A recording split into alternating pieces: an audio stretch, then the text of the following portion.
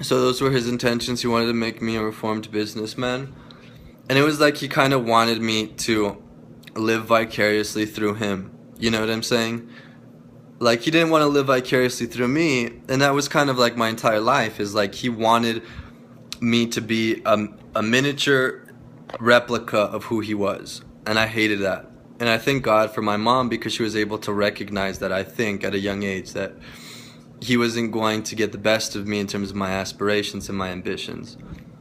And me being, self-proclaimed intellect and a, philosophically minded person, I, I knew that he didn't like that thought that I felt like it, and I still kind of do, and he still has this tendency to blow up on me over suggesting that academia is a proper, legitimate route to be successful. And that's how it is in a lot of Mexican communities, and that's a lot of how it is in a lot of Mexican cultures. You know, Mexicans like to see a lot of Mexicans. Obviously, there's some that see the value in school and what have you, but a lot of Mexicans are like, there's only value in work, and blue collar work, and school is worthless. That's basically how it is in a lot of Mexican minds, and it's a terrible thing, but it is what it is. And I ended up going to jail like 5 times thereafter. I think I've been to jail at least 9 times. I still have my it's like a bracelet from MDC, if you could see it, with my photo and what have you. So it's like right there under that green one. And I went to jail again last year, and then the year before that.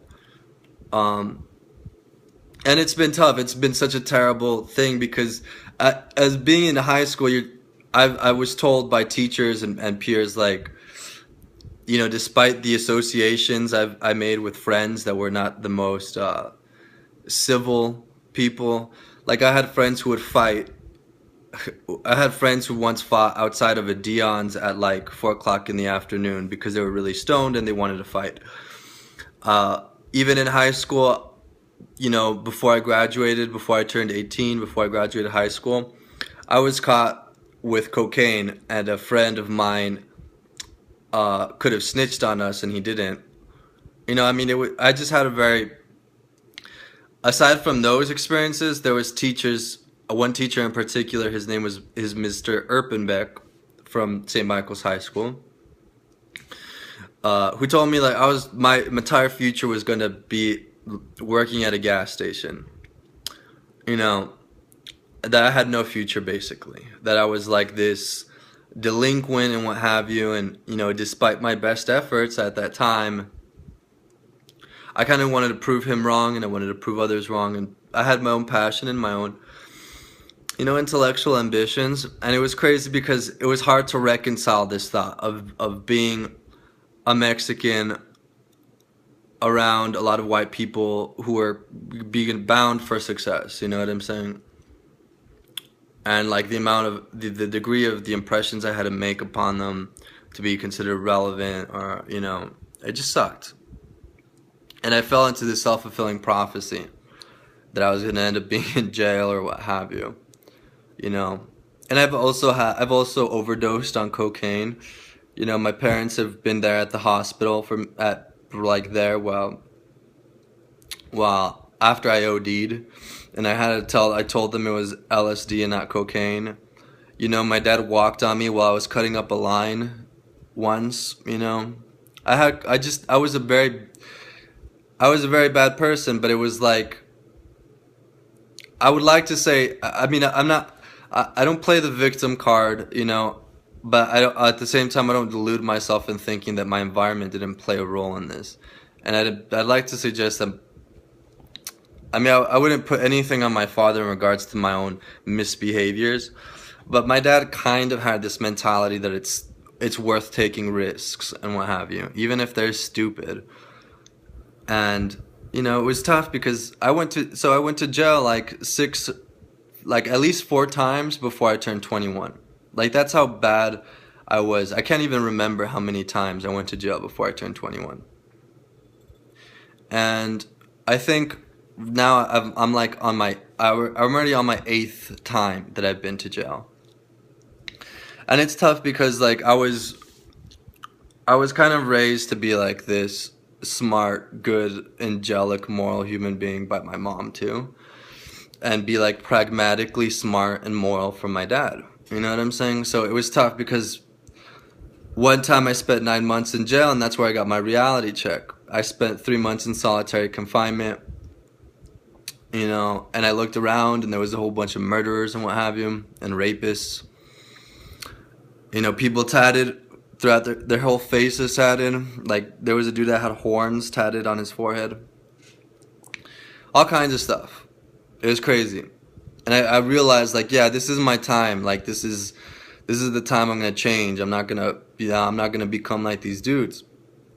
You know, there was a guy that was my cellmate who was like this huge, incredibly built Cuban guy who was looking at like 20 some years for trafficking cocaine, and I was there for probation violation of cocaine.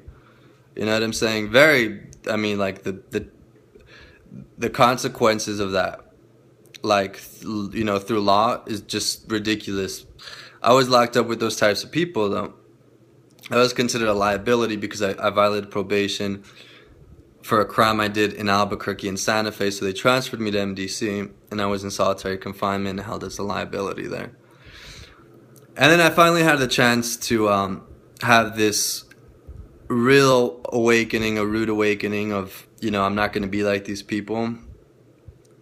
I still to this day, I have a very deep, affectionate fondness for the people that I made friends with while I was in jail, which it was crazy because I didn't, even then when I was in, when I got locked up for the first time, I didn't want to undermine my own intellectual and ideological principles no matter where I was at. You know what I'm saying? Like, I didn't care if I was in jail. I wasn't going to turn into a bootlicker, or I didn't want to turn into somebody who was okay with authority at that time. I didn't like it, and I still don't like it. You know what I'm saying? And I've gone through my experiences with the law where they were incredibly prejudicial and what have you. That it's so cliche to say, a Mexican saying that he's gone through prejudicial experiences with the law. But people don't really know that, and people really don't care. But I maintained this belief that, you know, the system was corrupt for a while, and I wasn't going to compromise my principles or my integrity or my beliefs in accordance to that. But I was going to change my behavior or my attitude about them because I was reckless. You know,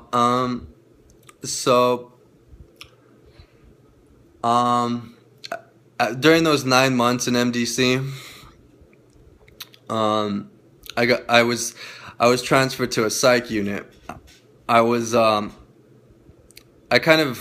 parents had told the people there that had paranoid schizophrenia, which I was diagnosed with at a very young age, at the age of 18, which, I mean, I still don't believe I'm schizophrenic, but it is what it is. And I don't live in like a state of denial in regards to it. It was just, that's a whole other story I don't want to get into. But my parents decided to talk to the people there at MDC and try to convince them and tell them that I had a mental disorder and I had to be transferred to a better unit and what have you. But I had to like show them that I was, you know, sincerely crazy. So when I was in court, I decided to, and I knew it would play into their sensibilities, you know. I decided to choke myself while I was in court. Like, very vividly, I decided to choke myself. And I used that for my own advantage. I was, you know, transferred to the psych unit thereafter, and they had yoga, they had creative writing, you know, they had Tai Chi. It was just wonderful. I was in 23.5-hour lockdown in solitary confinement, and I moved to another unit where we had the entire pod to roam around in and do what we would like to do. I was also able to teach classes there, you know, and that's where I learned, like, I would be able to become this intellectual guy that I've always wanted to be. You know what I'm saying? And that was like my opportunity. Like, I had to take advantage of that. Either if I didn't, I would be completely screwed. my entire subjective reality would be undermined and what have you. It was tough. It was very difficult. But I knew that was the time